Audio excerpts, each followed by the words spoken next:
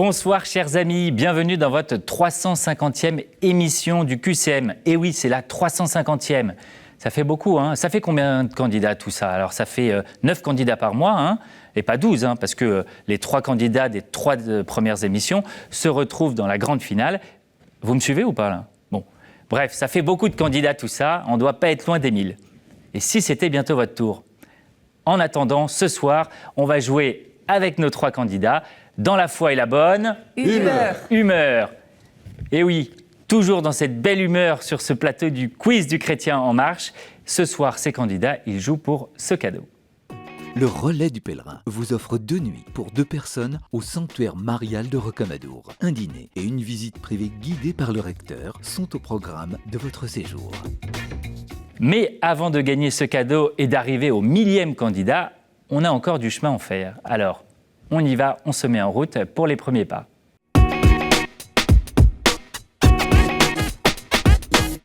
Chers amis, bonsoir. Je suis avec Isabelle, Emmanuel et Laurence. Bonsoir à tous les 3. Bonsoir Adrien. Vous allez bien? Oui. Très bien. Oui. Isabelle, on va commencer avec vous. Isabelle, vous venez d'où? Du Chesnay. Du Chesnay. Et qu'est-ce que vous faites dans la vie? Je suis auxiliaire de vie scolaire. D'accord. Au collège, au lycée? Non, en maternelle. En maternelle, ok. Je m'occupe d'une petite fille trisomique. Oui. Voilà, dans une école indépendante et à Versailles. Voilà. Et vous avez des engagements paroissiaux, associatifs? Je fais un petit service d'écoute téléphonique qui a été mis en place par le diocèse de Versailles et qui s'appelle Family Phone. Et en fait, c'est un service d'écoute pour écouter les personnes et puis les orienter. Donc, on a une base avec des compétences et on oriente les personnes vers la compétence qui pourra les aider.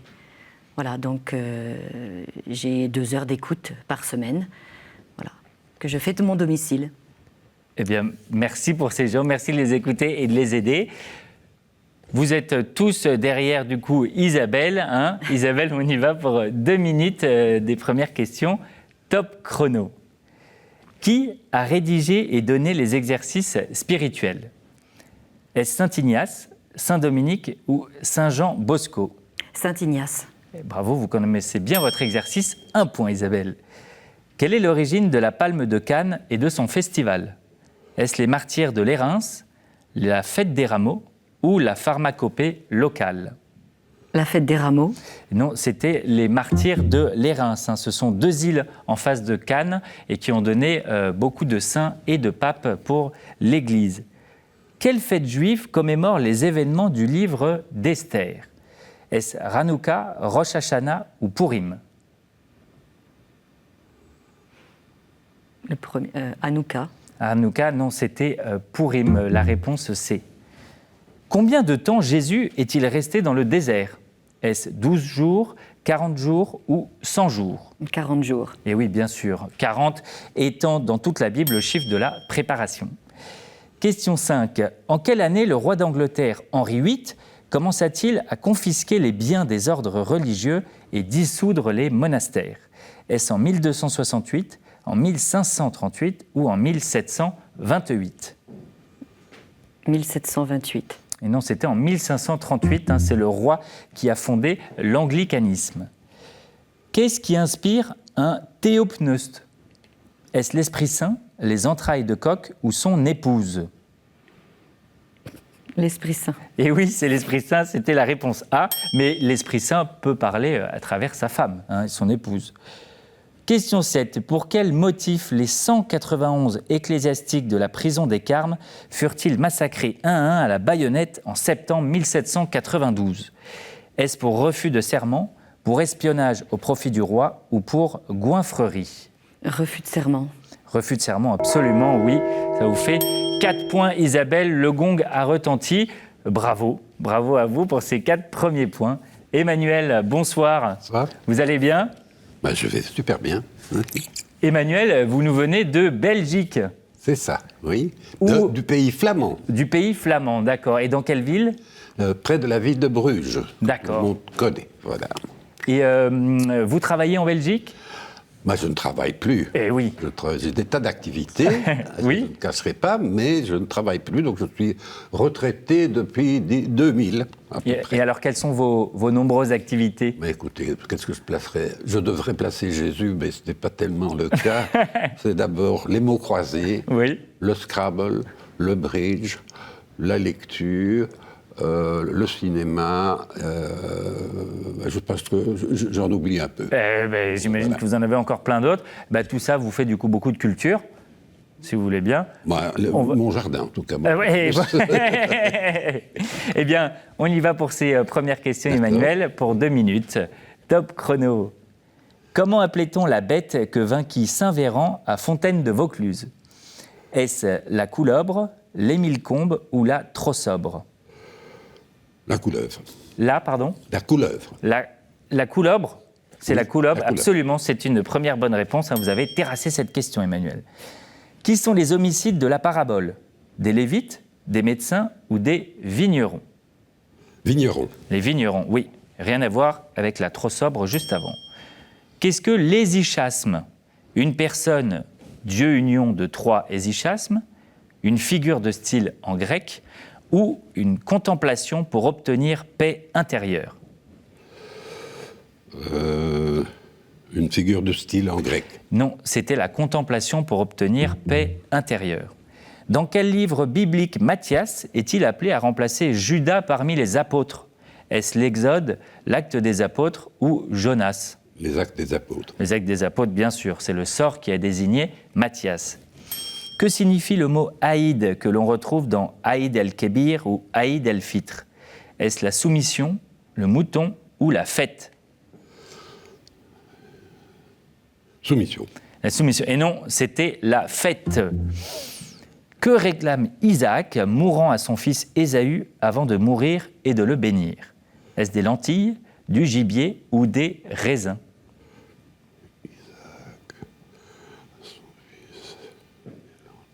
Des lentilles. Et non, c'était du gibier. Les lentilles, c'est ce que a reçu Ésaü de son frère Oui. Jacob pour le droit d'aînesse. Question 7. Le Christ a dit « Repentez-vous, car le royaume des cieux est proche, est au prix du sang ou est pour les purs ». Et proche. Et proche, bien sûr. 4 points Emmanuel, égalité avec Isabelle. Jean de la Croix, canonisé depuis 2 siècles, a été proclamé docteur de l'Église en 1926. Pourquoi? Parce que, pour des manuscrits retrouvés, parce que Thérèse de Lisieux l'a dit son maître, ou par manque de cire. Moi, je dirais par manque de cire. Et non, c'était parce que Thérèse de Lisieux l'a dit son maître. Emmanuel, vous restez à 4 points, égalité avec Isabelle. Laurence, bonsoir. Bonsoir. Vous allez bien? Très bien. Qu'est-ce que vous faites dans la vie, Laurence? J'ai pas mal de temps qui me permet de me consacrer à des activités de la paroisse, Oui. activités bénévoles, parce que je n'exerce pas d'activité professionnelle. Voilà. Donc je suis assez investie dans ma paroisse. Qu'est-ce que vous faites du coup dans votre paroisse? Alors je m'occupe des pèlerinages. Alors en ce moment, bien sûr, c'est un peu difficile depuis 1 an et demi. Bien sûr. Voilà, un petit peu de caté, un petit peu de fleurs, un petit peu de... Voilà, un peu de présence. Très bien tout ça. Et vous avez des enfants? Non. Non, vous n'avez pas d'enfants. Alors, c'est moi qui me suis trompé. Eh bien, on y va pour ces premières questions, Laurence, pour 2 minutes, top chrono. Pour les chrétiens, qui est le dernier prophète? Habacuc, Amos ou Jean le Baptiste? Jean le Baptiste. Jean le Baptiste, bien sûr. Premier point. Quel jeune homme fut envoyé par l'abbé de Cîteaux dans une clairière isolée de Bourgogne pour fonder une nouvelle maison cistercienne? Est-ce Saint-Antoine, Saint-Bonaventure ou Saint-Bernard? Saint-Bernard. Et oui, Saint-Bernard de Clairvaux, grand saint des cisterciens. Qui offrait les sacrifices dans le temple? Est-ce les acolytes, les Vaticans ou les Lévites? Les Lévites. Et oui, les Lévites. Allez vite, on passe à la question suivante. Combien y a-t-il de basiliques à Lourdes? 1, 2 ou 3? 3. Et oui, 3, Saint-Pédis, Notre-Dame du Rosaire et enfin l'Immaculée Conception. Qui fut précipité dans la Mole d'eau, les mains liées par refus de trahir le secret de la confession? Est-ce Saint-Jean d'Angély, Saint-Jean Népomucène ou Saint-Jean d'Acre? Saint Jean Népomucène. Et oui, du nom de la ville. Qui était le dieu de la pluie des Mayas et des Toltecs? Est-ce Choc, Chic ou Chac? Jacques. Et oui, Chac. Bravo Laurence. Ça vous fait 6 points. Quelle chanson de Véronique Sanson et Michel Berger dut être retirée des concerts sous la menace d'attentat? Est-ce Quelques mots d'amour, Le paradis blanc ou Allah? Allah. Et oui, bien sûr, c'est Allah. Qui ordonne le recensement fiscal cité dans l'évangile de Luc au moment de la naissance de Jésus? Est-ce Ponce Pilate, Quirinius ou Agrippa? Ponce Pilate. Ponce Pilate, et non, c'était Quirinius. Dernière question. Avec quel rabbin le philosophe chrétien Justin dialogue-t-il au IIe siècle dans un ouvrage majeur? Est-ce Archibald, Tryphon ou Rackham? Rackham. Et non, c'était Tryphon. Ah. Tryphon, le philosophe, et pas ce que vous avez reconnu, ces 3 personnages, Oui. ces 3 personnages de Tintin. Laurence, bravo, 7 points. C'est une belle entrée en matière. Emmanuel et Isabelle, vous êtes tous les deux à 4 points. Du coup, je vais vous départager. Je vais vous poser une question pour juste vous départager et savoir qui pourra choisir le thème dans la manche suivante. Donc, je vous invite à mettre vos mains sur le buzzer. Et puis, je vais vous poser du coup cette question qui est: quelle privation substantielle de nourriture est demandée à chacun, selon ses forces, le mercredi des cendres et le vendredi saint? Le jeûne. Emmanuel. Le jeûne. Le jeûne, absolument, c'est le jeûne. Emmanuel, du coup, 5 points. C'est vous qui êtes en deuxième position pour cette deuxième partie. Isabelle, ce n'est pas éliminatoire, du coup, on va tous les 3 dans cette prochaine manche. Chers amis, eh bien, c'est parti, on se met en chemin.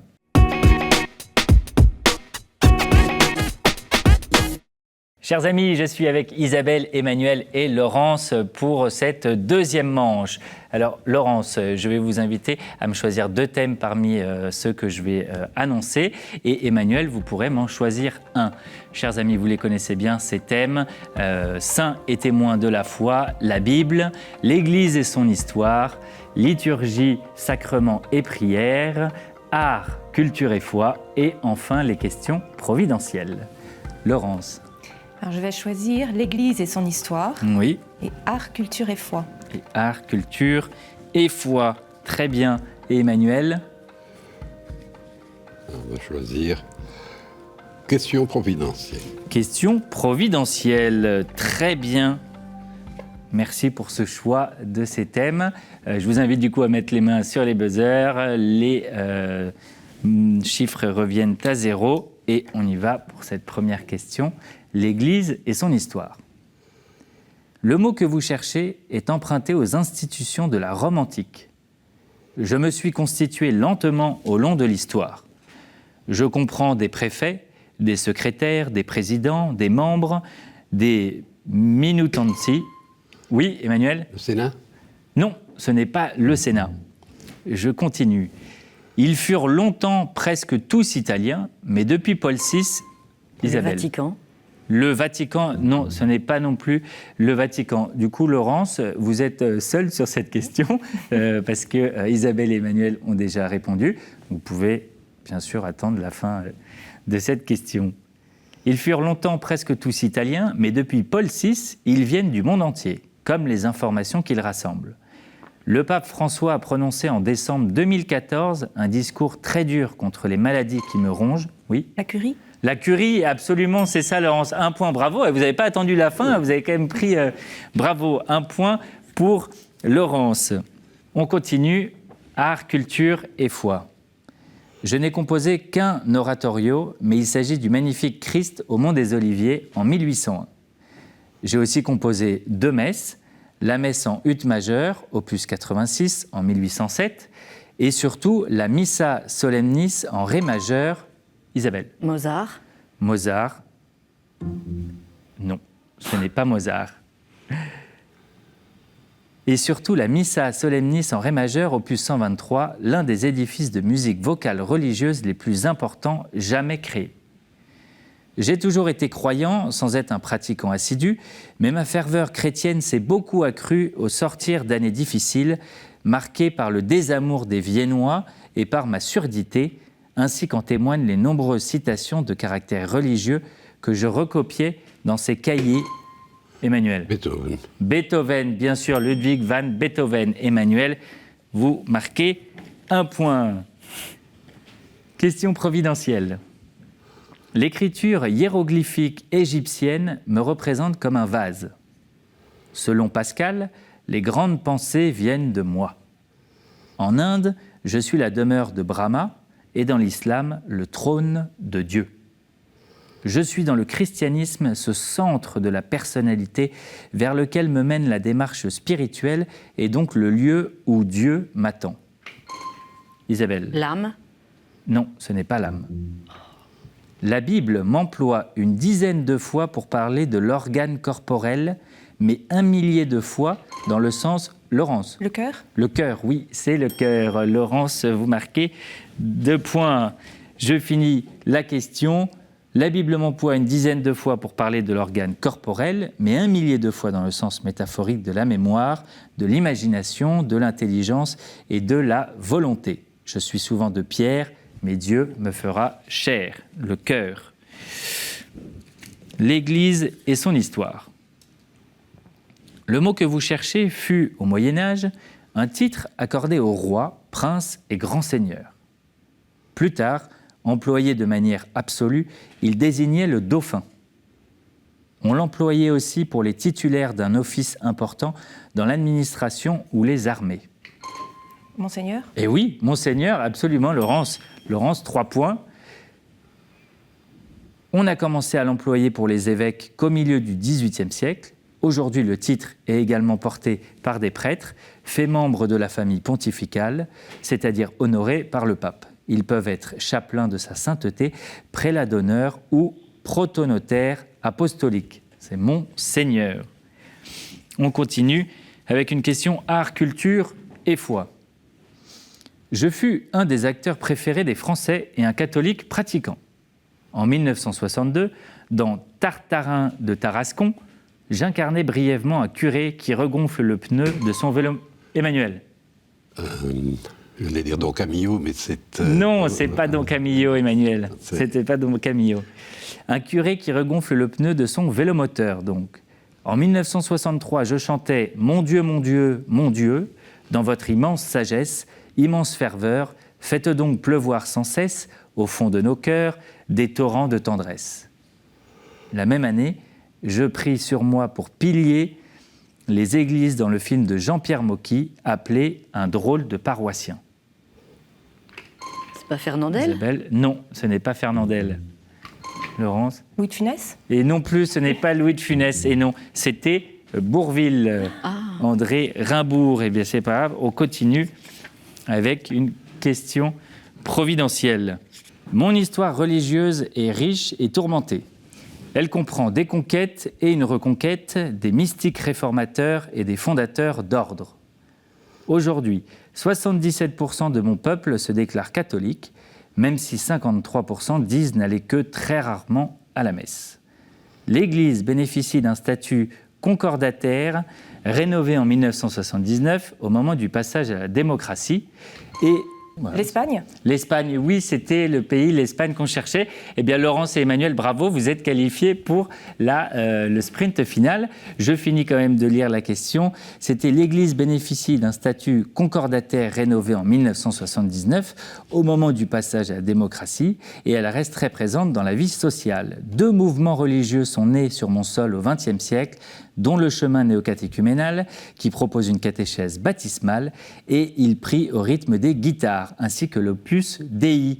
Je suis le pays d'Ignace, de Thérèse et de Jean de la Croix. C'était l'Espagne. Bravo Laurence, bravo Emmanuel aussi, vous venez avec nous pour le sprint final. Isabelle, toutes mes félicitations, bravo. Mais non, mais déjà vous êtes arrivé jusqu'ici, bravo. Vous voulez dire un mot, un petit coucou à la famille, à vos amis? Oui, je salue tous les Chénésiens, voilà, et ma famille bien sûr. Sage Distribution, a le plaisir de vous offrir les DVD des films Saint-Rita et Maria Montessori. Merci Isabelle, le message est passé. D'ailleurs, vous, chers amis, si vous voulez venir jouer sur le plateau du QCM, c'est possible. Il faut quand même répondre à cette question. Lors de sa résurrection, à qui Jésus dit-il « Ne me touche pas » ? Voilà, si vous avez la réponse, vous l'envoyez à qcm@ktotv.com. Vous n'oubliez pas de mettre vos coordonnées, bien sûr, comme ça on peut vous rappeler. Et puis, vous ferez peut-être partie de ces nombreux candidats qui ont été présents sur le plateau du QCM. Laurence, Emmanuel, on y va pour cette dernière manche, cette manche finale. C'est parti pour le sprint final.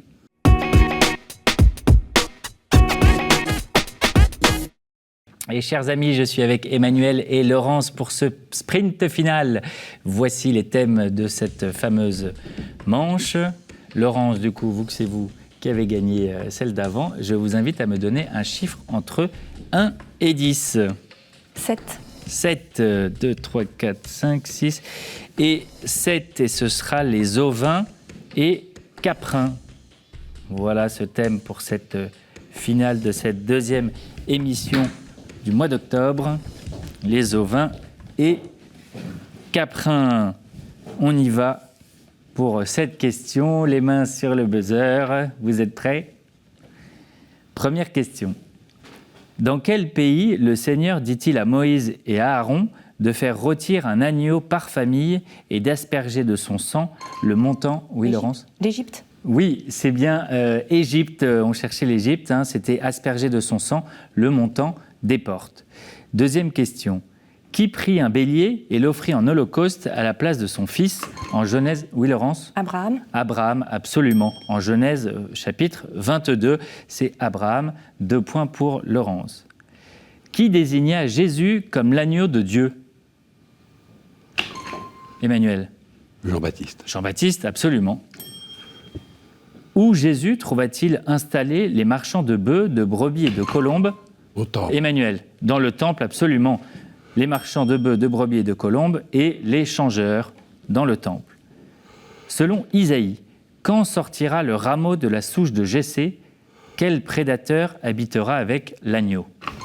Laurence. Le loup. Le loup, absolument, oui, c'est le loup, le prédateur. Combien de brebis possède celui qui en perd une en Luc, chapitre 15 ? 100. Emmanuel. Pardon ? 100. 100, oui, c'était le bon chiffre. 3, vous êtes à égalité, Laurence et Emmanuel, c'est serré cette finale. Dernière question, celui qui répond va pour la grande finale à la fin du mois. Quand le Fils de l'homme viendra dans sa gloire, dit Jésus, il placera les brebis à sa droite et à sa gauche. Les boucs. Les boucs, oui, absolument. Laurence, vous gagnez cette émission. Bravo à vous. Bravo aussi à vous, Emmanuel. Vous avez passé un bon moment ? Très bon. Oui. Enchanté. Est-ce que vous voulez saluer votre famille, des amis ? Je salue mes petits-enfants. Oui.